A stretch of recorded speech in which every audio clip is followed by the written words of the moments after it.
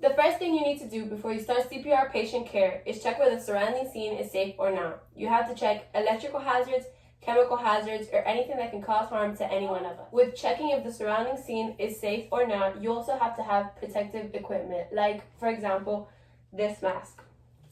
We put on all this equipment to make sure the rescuer is safe from bloodborne pathogens.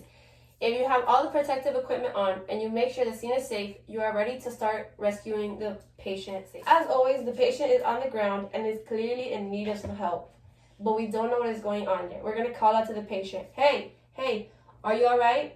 We get no response. We're going to tap on the collarbone and see if we get a reaction after. Hey, are you all right? No response when we tap on the collarbone. We're going to check if their breathing is normal.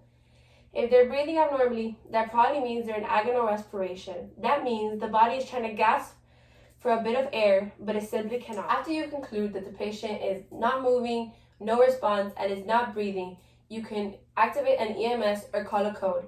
After that, tell a bystander to call. Say, oh, you over there in the striped shirt, call 911 and come back here when you're done. We need your help. At the time, you're going to check for the carotid pulse. You're going to locate the Adam's apple in the middle, and then locate the windpipe, which is a little bit to the left.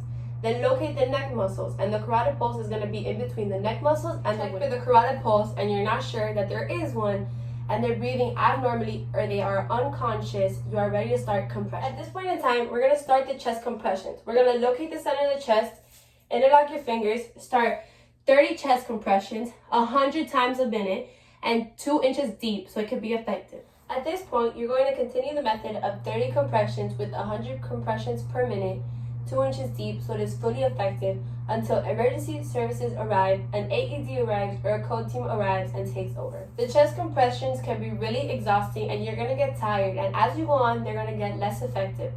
If there's a bystander standing by, tell them to fill in for you if they can be taught quickly or they already know. The point of all of this is to save the major organs like the brain, the heart, and some other vascular organs.